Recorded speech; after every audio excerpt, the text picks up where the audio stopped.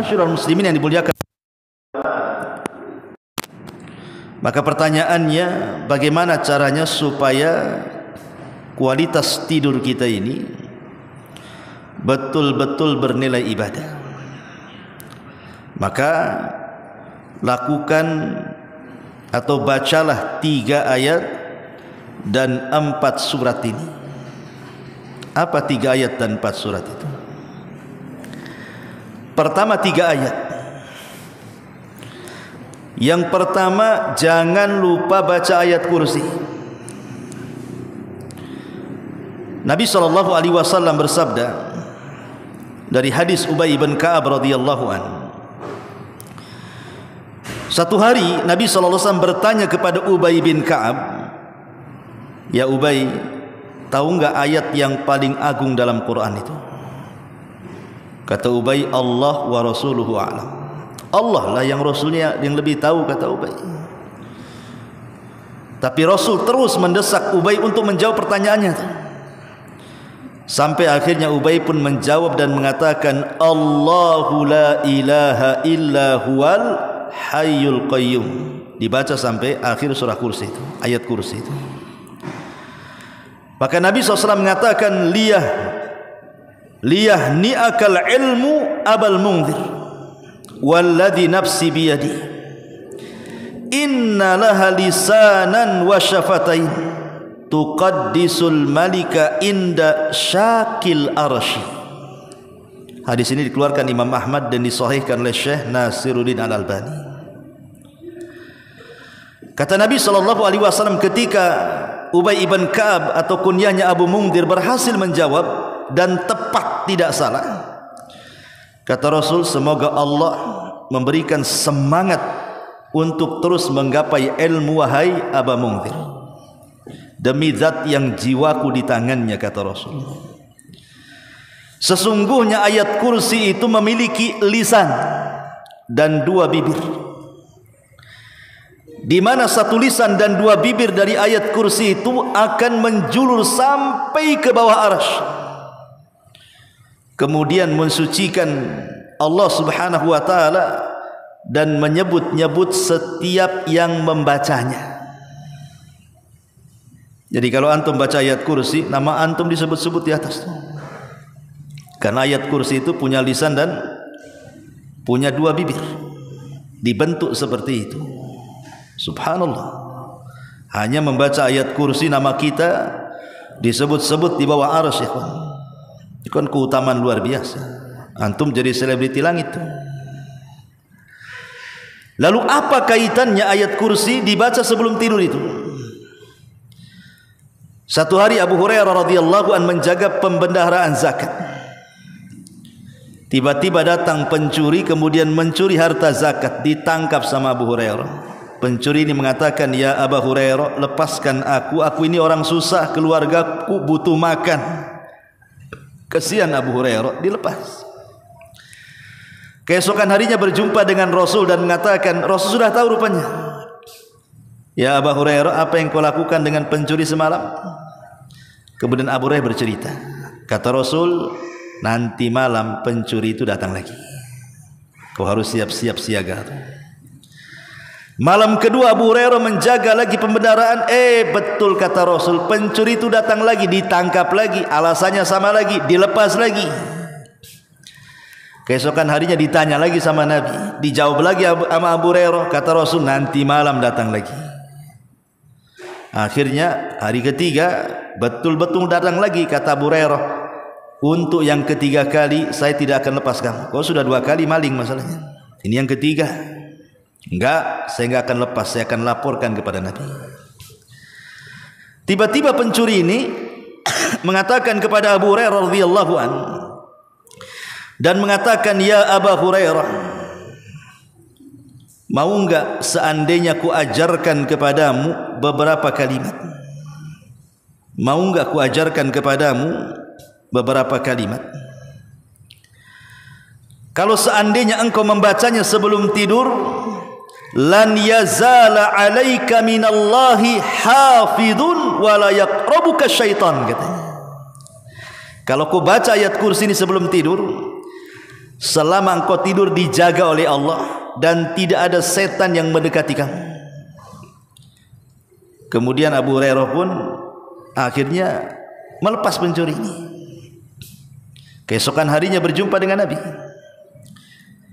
Kata Rasul, "Ya Abu Hurairah, apa yang terjadi dengan asirukal bariha, pencuri yang kau tangkap semalam itu?" Kemudian Abu Hurairah mengatakan, "Begini Rasul, kenapa aku lepas? Karena dia mengajarkan ayat kursi kepadaku. Kalau ku baca sebelum tidur, aku akan dijaga Allah. Setan pula tak dekat denganku," katanya. Ku lepaslah dia. Maka Rasul mengatakan, "Abu Hurairah, tahu enggak pencuri itu? Siapa dia?" Kata Abu Hurairah, "Allah dan Rasulnya yang tahu." Kata Rasul, "Dia setan. Shadaqaka wa huwa kadzub." Untuk masalah ini dia benar, tapi dia itu pendusta sebenarnya. Khusus masalah mengajarkan ayat kursi ini benar, gitu maksudnya. Kalau kita baca ayat kursi sebelum tidur, kita akan dijaga sampai bangun dan tidak didekati setan. Yang ngajarkan siapa? Setan. Setan ngajarkan ayat kursi. Dia ngasih tahu kelemahannya sendiri. Ya, seolah-olah setan mengatakan, kalau kau ingin terbebas dari aku, baca ayat kursi, gitu maksudnya. Karena yang ngomong ini kan setan. Berarti di sini ada dua keutamaan kan, orang baca ayat kursi sebelum tidur itu. Pertama, Allah akan jaga kita. Yang kedua, setan tidak akan dekat-dekat dengan kita. Karena tidur ini gini, ikhwan. Tidur itu akhul maut, saudara kematian. Jadi tidur itu saudara kematian. Orang kalau sudah tidur nyenyak kayak orang mati. Makanya ada istilah itu, kalau tidur Ustaz kayak bangke katanya. Kan ada tuh ngomong gitu. Karena memang tidur itu akhul maut, saudara kematian. Orang tidur nggak sadar. Makanya di antara doa nanti yang akan diajarkan, yang akan sebutkan bagaimana Nabi SAW mengajarkan doa untuk dibaca ketika tidur itu, salah satunya, kalau engkau memang menahan ruhku, artinya meninggal, maka tahanlah dengan cara baik. Karena siapa tahu antum tidur besoknya bangun lagi, atau boleh jadi tak bangun lagi. Bisa saja terjadi. Berapa banyak orang yang tidur kemudian tak bangun lagi. Karena ada kemungkinan orang tidur itu tidak bangun lagi alias mati. Maka kita perlu penjagaan Allah.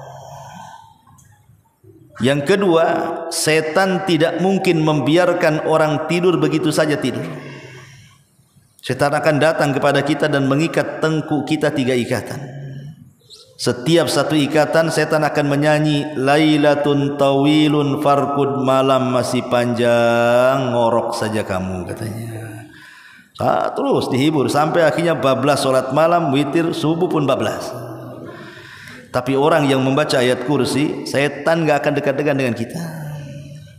Ini ayat yang pertama. Ayat yang kedua dan ayat yang ketiga gabung nih. Ayat pertama dan ayat kedua dan ketiga gabung. Apa itu? 2 ayat terakhir dalam surah Al-Baqarah. 2 ayat terakhir dalam surah Al-Baqarah jangan sampai dilupakan. Apa 2 ayat terakhir dalam surah Al-Baqarah itu, ikhwan? 2 ayat yang terakhir dalam surah Al-Baqarah itu, ya amanar rasul bima unzila, itu sampai kepada la yukallifullahu nafsan illa usaha. Itu 2 ayat akhir surah Al-Baqarah. Nabi SAW mengatakan, jadi saat Rasul di Isra Mi'rajkan, kemudian menembus langit pertama, kedua, ketiga, keempat, sampai ke-7, sampai ke Sidratil Muntaha. Oleh-oleh Rasul berapa? 3. Rasul itu dapat oleh-oleh dari peristiwa Isra Mi'raj itu 3 ibadah atau 3 perkara. Pertama, u'tiyas salawatil khams, aku diberikan salat 5 waktu. Yang kedua, wa u'tiya khawatim surat Al-Baqarah, dan aku diberikan 2 ayat akhir surah Al-Baqarah. Dan yang ketiga, wa ghufira liman lam yusyrik billahi min ummatihi syai'ah, dan agar Allah mengampuni siapapun dari umatnya yang tidak menyekutukan Allah Azza wa Jalla. Berarti di sini oleh-olehnya 3. 1 salat 5 waktu, 2 ayat terakhir dalam surah Al-Baqarah, dan yang ketiga keutamaan tauhid. Adapun kaitannya 2 ayat ini dengan sebelum tidur itu, karena Nabi SAW mengatakan dalam sebuah hadis, Nabi mengatakan, man qara'a bil ayataini min akhir suratil baqarati fi lailatin kafatahu. Siapa yang membaca 2 ayat akhir daripada surah Al-Baqarah di malam hari sebelum tidur, kafatahu, maka dia akan dicukupi oleh Allah. Makna dicukupi di sini, dia akan dijaga. Selama tidurnya tidak ada hasad yang menghasadinya, tidak ada dengki yang mendengkinya, tidak ada sihir yang menyihirnya, tidak ada binatang yang akan menyakitinya. Betul-betul dicukupkan oleh Allah, dijaga mulai tidur sampai bangun. Tidak ada yang mendekati dia untuk menyakitinya. Karena malam ini ikhwan, sesuatu bisa saja terjadi. Makanya kita berlindung dari malam kan, min syarri ghasikin idza waqab, dari malam apabila menutup.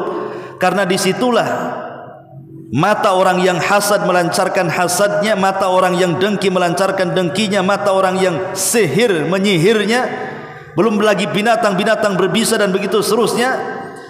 Maka kalau kita membaca 2 ayat akhir surah Al-Baqarah sebelum tidur, maka kita akan dijaga oleh Allah Azza wa Jalla. Inilah 3 ayat baca sebelum tidur. 1 ayat kursi, kemudian 2 dan 3, 2 ayat akhir surah Al-Baqarah. Kemudian 4 surat, jangan ditinggalkan. 1 surah Al-Kafirun. Surah Al-Kafirun dikatakan oleh Nabi SAW sama dengan 1/4 Quran. Jadi kalau antum membaca 4 kali qul ya ayyuhal kafirun, hatam antum Quran. Jadi antum habis maghrib baca qul ya ayyuhal kafirun, pulang kata istri, lambat bang, iya habis menghatamkan Quran. Padahal baca 4 surah Al-Kafirun kan 1/4 selesailah Quran tuh. Masa 1/4 Quran saja antum tidak bisa baca? Bisalah, surah Al-Kafirun baca selesai itu 1/4 Quran. Udah antum libas semuanya itu. Ma'asyiral muslimin yang dimuliakan Allah Azza wa Jalla, dalam sebuah hadis Nabi SAW mengatakan, idza awaita ila madja'ika, apabila engkau menuju pembaringanmu, kata Rasul, faqra qul ya ayyuhal kafirun, bacalah qul ya ayyuhal kafirun ila khatamatiha, sampai selesai. Lihat bagaimana keistimewaannya. Fa innaha bara'atun minasyirki, maka anda sudah terbebas dari kesyirikan. Berarti kalau antum baca qul ya ayyuhal kafirun sebelum tidur, tidur antum tauhid. Dan Rasul mengatakan, man kana akhiru kalamihi la ilaha illallah dakhalal jannah. Siapa yang akhir ucapannya tauhid, la ilaha illallah, masuk surga dia. Berarti kalau antum membaca qul ya ayyuhal kafirun sebelum tidur, sepanjang tidur antum di atas tauhid. Kalau Allah takdirkan antum mati, berarti antum mati di atas tauhid. Luar biasa. Ya. Kalau antum ingin mati di atas tauhid, baca qul ya ayyuhal kafirun. Ma'asyiral muslimin yang dimuliakan Allah Subhanahu wa taala. Kemudian ini yang pertama, surat yang pertama Al-Kafirun. Surat yang kedua surah Al-Ikhlas. Qul huwallahu ahad, Allahus samad, lam yalid wa lam yulad wa lam yakul lahu kufuwan ahad. Baca sebelum tidur. Sebenarnya Qul ya ayyuhal kafirun juga disebut surah Al-Ikhlas, ikhwan. Ingat, surah Al-Ikhlas dalam Quran itu dua. Pertama Qul huwallahu ahad, yang kedua Qul ya ayyuhal kafirun. Dua-duanya disebut surah Al-Ikhlas. Bedanya kalau Qul ya ayyuhal kafirun bicara tauhid uluhiyah dari awal sampai akhir. Tapi kalau Qul ya ayyuhal Qul huwallahu ahad sampai selesai bicara tentang rububiyah dan al-asma was sifat. Berarti kalau digabung antum baca Al-Kafirun, antum baca Al-Ikhlas, Suratus Samad, berarti antum sudah menggabungkan tiga tauhid di sini. Tauhid uluhiyah, tauhid rububiyah, tauhid asma dan sifat bagi Allah. Sempurna tauhid. Dan surah Al-Ikhlas itu sama dengan sepertiga Quran.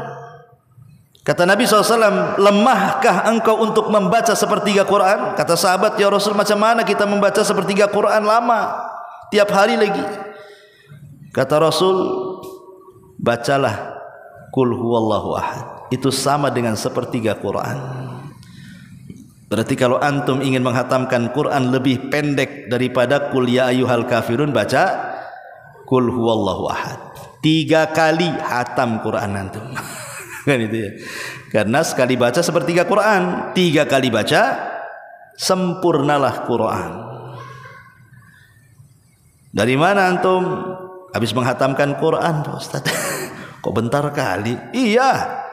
Qul huwallahu 3 kali. Itu ya. Masyaallah muslimin yang dimuliakan Allah Subhanahu wa taala, dahulu Rasul pernah mengutus pasukan,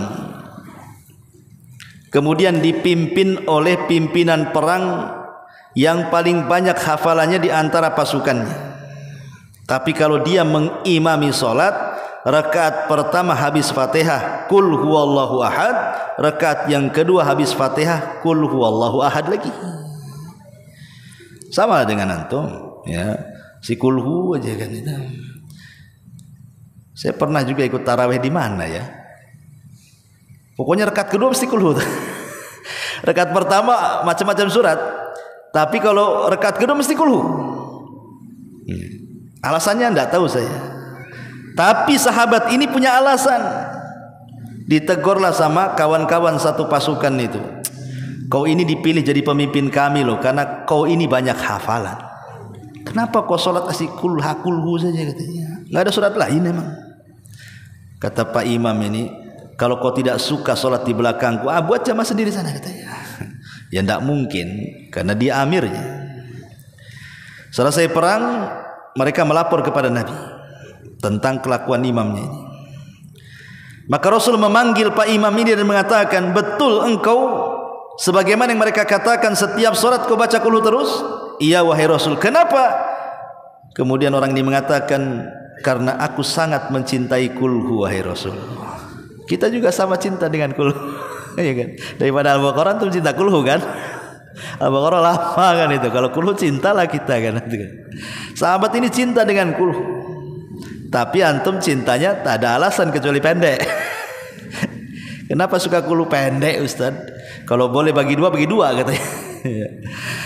Maka sahabat ini mengatakan, ketika ditanya kenapa kau sangat cinta dengan kulhu, sahabat ini mengatakan, fa innaha sifatur rahman. Karena dalam surah Qul huwallah itu ada sifat-sifat yang agung bagi Allah Subhanahu wa taala. Di sana ada ahad, di sana ada samad, di sana ada lam yalid wa lam yulad. Sifat-sifat Ar-Rahman. Maka Rasul mengatakan, hubbuka iyyaha adkhalakal jannah. Kecintaanmu kepada kulhu akan memasukkan kau ke surga. Maka cintailah kulhu. Maka pasti masuk surga. Kan itu ya. Ma'asyiral muslimin yang dimuliakan Allah Subhanahu wa taala. Lalu apa kaitan kulhu Allah dengan dibaca malam sebelum tidur? Nabi sallallahu alaihi wasallam bersabda dalam hadis Aisyah radhiyallahu anha, anna Nabiy sallallahu alaihi wasallam kana idza awa ila firashihi. Nabi itu Kalau menuju pembaringannya, kata Aisyah, qara'a atau qara'aha ma'al mu'awwidhataini, maka Rasul membaca kulhu disertakan dengan 2 surat perlindungan. Wa masaha mastata'a min jasadihi, setelah itu beliau mengusap sekenanya dari seluruh badan dari kepala sampai kaki. Begini maksudnya. A'udzubillahi minasyaitonirrajim. Bismillahirrahmanirrahim. Qul huwallahu ahad, Allahus samad, lam yalid walam yulad walam yakul lahu kufuwan ahad. Ditiup ya. Kemudian bisa Bismillahirrahmanirrahim. Qul a'udzu birabbil falaq min syarri ma khalaq min syarri ghasiqin idza waqa min syarri nafatsati fil 'uqad min syarri hasidin idza hasad. Tiup lagi. Kemudian Bismillahirrahmanirrahim. Qul a'udzu birabbin nas malikin nas ilahin nas min syarril waswasil khannas alladzi waswisu fi sudurin nas minal jinnati wan nas. Baru antum usap-usap. Semua sampai kaki, semua diusap-usap. Berapa kali? 3 kali. Itu kebiasaan Rasul. Untuk apa? Untuk melindungi badan kita dari setiap keburukan yang akan menyentuh kita di malam hari. Ikhwan, orang tidur itu ikhwan, terkadang diganggu setan, dibuat nyala antum mimpi-mimpi buruk. Mimpi tak apa-apa mimpi itu. Mimpi jatuh dari loteng, gebuk gitu, telepon jatuh dari kasur. Kadang-kadang diganggu setan kan. Entah dikirim oleh tukang sihir, kita tidak tahu, atau mungkin setan yang iseng-iseng mau ganggu kita. Makanya kemudian kita perlu badan kita itu dilindungi. Nah, cara melindunginya tadi, bacalah surah Al-Ikhlas. Ini yang kedua.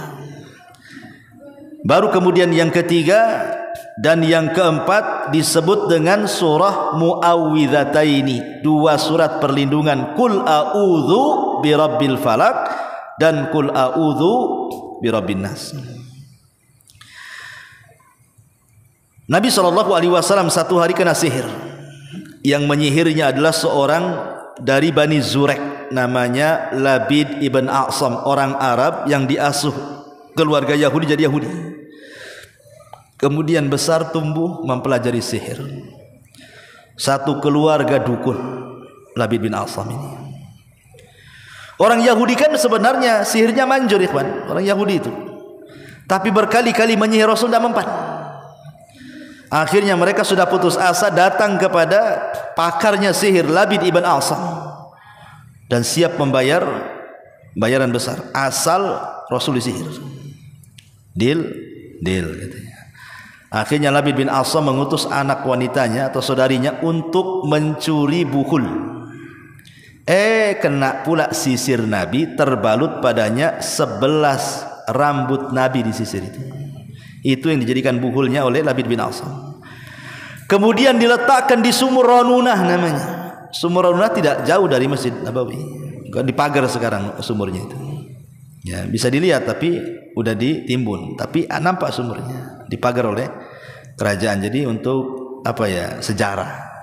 Ya, jadi kalau ingin ziarah ke sumurnya Labid bin A'sam di situlah. Gitu ya. Lah, manjur ikhwan. Rasul kena sihir bukan sehari 2 hari, 6 bulan Rasul kena sihir. 6 bulan kena sihir. Tapi tentu tidak mempengaruhi wahyu. Rasul hanya mempengaruhi fisik saja.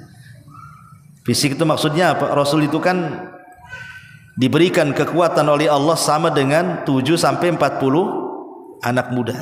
Kekuatan seorang nabi itu sama dengan 7 sampai 40 orang-orang kekar. Makanya ketika ada tukang gulatnya Arab namanya Rukana berpapasan dengan Rasul, dia jalan kaki, Rasul naik unta. Kata Rasul, Rukana, ayo kita gulat, kata. Kalau kau menang, nih unta yang kutunggangi ambil. Kalau kau kalah, masuk kau ke Islam. Kata Rukana nengok untanya Nabi, cantik juga. Bolehlah katanya, karena dia tidak pernah kalah dalam gulat. Rukana tak tahu bahwa kekuatan seorang Nabi sama dengan 40 orang. Sekali tunjang guling lah. Rukana, bayangkan. Akhirnya kemudian kata Rasul, Rukana, tadi kan sudah janji kalau ku kalahkan kau masuk Islam. Kata Rukana Rasul, walaupun aku masuk Islam tak ada saksi gitu. Kata Rasul, baik, bagaimana kalau 2 pohon itu kujadikan saksi katanya. Diliriknya 2 pohon itu, kata Rasul dipanggil, sini kau, gerak pohonnya, tercabut akarnya, jalan. Kemudian mengucapkan salam. Ketakutan Rukana, ngacir dia pergi. Zahara sihru Muhammad, Muhammad sudah nampakkan sihirnya katanya. Subhanallah. Maksudnya Rasul kena sihir itu artinya kekuatan fisik Rasul berkurang. Bahkan terkadang Rasul lupa, kadang-kadang dia tidak junub disangka junub, mandi pula dia pagi-pagi. Jadi Aisyah ini peka. Ada keanehan dari diri Nabi. Kata Aisyah, ya Rasulullah, cobalah kau minta fatwa kepada Allah. Akhirnya Rasul pun kemudian sholat Isya, kemudian habis itu tidak tidur, dihabiskannya 1 malam suntuk untuk qiyamul lail. Kemudian menjelang subuh dia tidur, disitulah Jibril turun bersama 1 malaikat. Yang satu berdiri di kakinya, yang satu Jibril berdiri di kepalanya Nabi. Kata Jibril, kenapa ini Muhammad ini? Kata malaikat satunya mengatakan, matbub, terkena sihir wahai Jibril. Kata Jibril, siapa yang menyihirnya? Kata malaikat satunya, Labid ibn Asam dari Bani Zuraik. Dengan apa dia menyihirnya? Dengan sisir dan 11 rambut yang melilit di sisir itu. Di mana diletakkannya? Dia mengatakan di sumur Ranuna. Maka Jibril kemudian meruqyah Rasul dengan membaca muawwidhataini. Maka setelah Jibril membacakan qul a'udzu birabbil falaq, kemudian qul a'udzu birabbin nas, lepas semua sihir Nabi. Inilah sebab turunnya muawwidhataini. Pagi harinya Nabi SAW sudah sehat lagi. Dia mengajak Ali untuk mengambil bukulnya. Ketika sampai di sumur itu, menakutkan sumur itu. Kenapa? Karena lihat bukulnya seperti kepala-kepala setan. Kata Ali, perlukah aku ke bawah wahai Rasul, ku ambil bukulnya kemudian kita musnahkan? Jangan, nanti keburukannya menyebar. Lebih baik ditimbun saja sumur itu. Nah, ditimbun. Lihat bagaimana 2 surat perlindungan ini bisa menjaga dari sihir. Lalu apa kaitannya dengan dibaca sebelum tidur? Karena memang disebutkan tadi hadis Aisyah radhiyallahu anha, Rasul menjaga badan dia dengan membaca kulhu dan muawwidhataini, kemudian ditiup dan diusap dari seluruh kepala sampai kaki, supaya mendapatkan keutamaan tadi, dijaga oleh malaikat badan kita ini. Ma'asyiral muslimin yang dimuliakan Allah Azza wa Jalla, inilah 3 ayat dan 4 surat namanya ya. Jangan tinggalkan sebelum tidur. Taib. Ma'asyiral muslimin yang dimuliakan Allah Azza wa Jalla, sekarang ini sangat disayangkan. Kalau zaman dulu sebelum ada handphone jadul pun belum ada zaman dulu itu. Antum kalau nelpon ke wartel ya. Sebelum wartel ke jalan raya pakai koin ngantri. Ya, kalau ke wartel nanti sama petugasnya dimainin angkanya, baru sebentar dijeblok banyak duitnya keluar. Kayak Masyaallah muslimin yang dimuliakan Allah, dulu orang kalau tidak bisa tidur zikir mereka, atau dihabiskan dengan baca Quran, dihabiskan dengan zikir sampai ngantuk. Kalau sekarang boro-boro mau baca Quran, mau zikir, handphone gini, ambil tidur. Kenapa? Sampai lelah katanya. Jadi kenapa tak tidur megang handphone? Biar lelah matanya Ustaz. Gitu. Orang sekarang ini biar tidur dikasih cahaya handphone gini, lama tidur. Jadi sama handphone itu dihipnotis tuh, tidur. Tidur. Jadi tidur karena cahaya handphone. Coba bayangkan. Kalau zaman dulu orang tidur zikir, makanya kualitas tidurnya bagus kan itu. Kalau zaman sekarang nggak bisa tidur, makin nggak bisa tidur ikhwan. Apalagi makin asik pula dalam handphone itu. Makin penasaran, sinetron bersambung, drakor lagi, aduh kacau ya. Masyaallah muslimin yang dimuliakan Allah Azza wa Jalla, itulah kehidupan sekarang nih, kadang-kadang aneh-aneh. Orang dulu tidur itu berkualitas jadi ibadah. Kalaupun mati husnul khotimah. Sekarang kalau mati konyol husnul khotimah. Makanya ulama mengatakan sebenarnya menilai orang itu mati sul khotimah dengan husnul khotimah itu sebenarnya gampang. Lihat amalan sebelum tidurnya. Kalau sebelum tidurnya dia berwudu, orang berwudu ini sebelum tidur ikhwan, keutamanya besar. Karena malaikat akan turun kemudian berdiri sebelah kanan kiri kanan kita. Apabila kita berguling ke arah kanan, malaikat sebelah kanan mengatakan apa? Ya Allah ampuni orang ini, ya Allah rahmati orang ini. Kalau badan kita berguling ke arah kiri, maka malaikat sebelah kiri juga mengatakan seperti itu. Ya Allah rahmati orang ini, ya Allah ampuni orang ini. Bayangkan selama tidur kita didoakan rahmat dan ampunan oleh malaikat. Tidurnya loh diampuni oleh Allah Azza wa Jalla.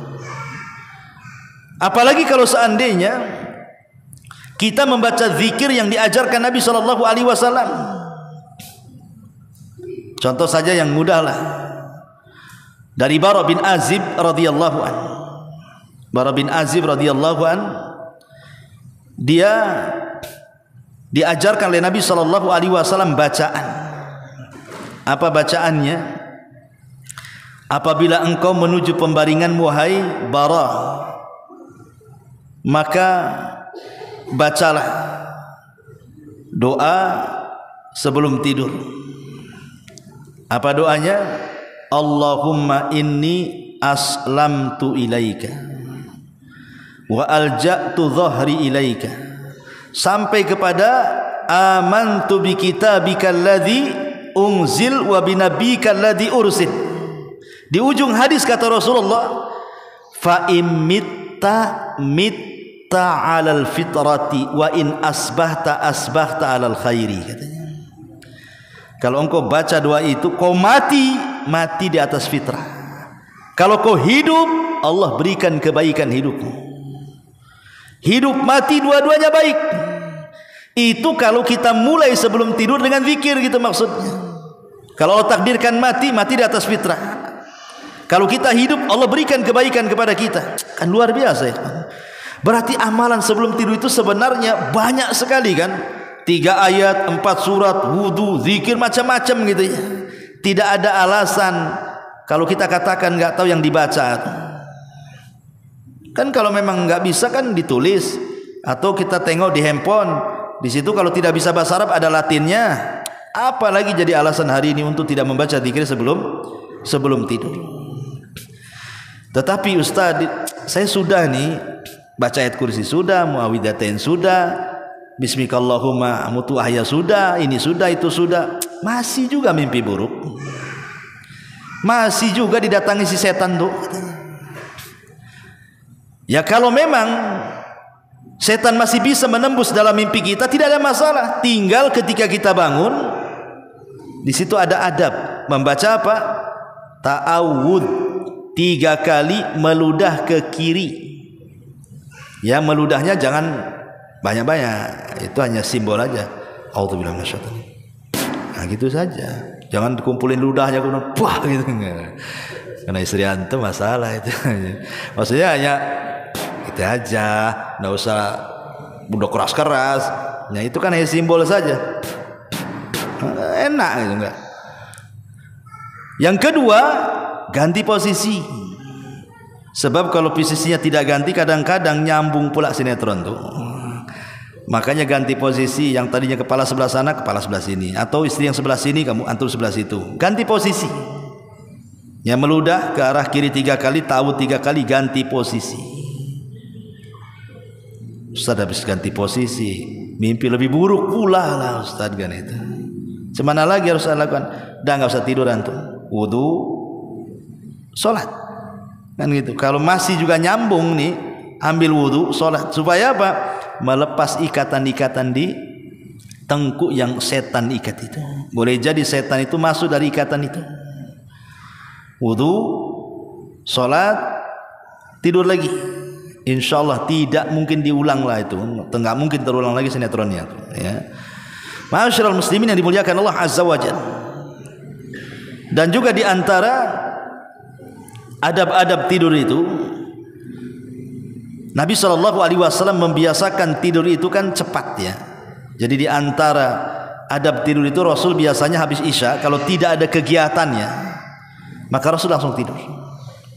Nanti setengah malam Rasul bangun, atau tidurnya agak lama, dibuat 2/3 malam Rasul tidur, 1/3 malam beliau bangun. Dan kita bisa melihat kualitasnya. Bahkan para ilmuwan, para dokter, para profesor, orang cerdik, orang cerdas itu meneliti. Orang yang habis isya langsung tidur, kemudian sepertiga malam bangun, dan itu dilakukan setiap hari, ikhwan, itu akan menyehatkan badan.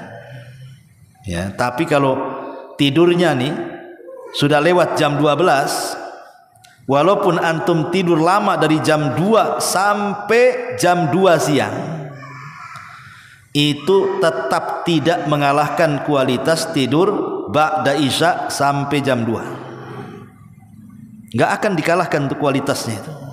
Dan kita bisa rasakan, ya ngantuk-ngantuk betul, setelah subuh ada ngantuk-ngantuknya.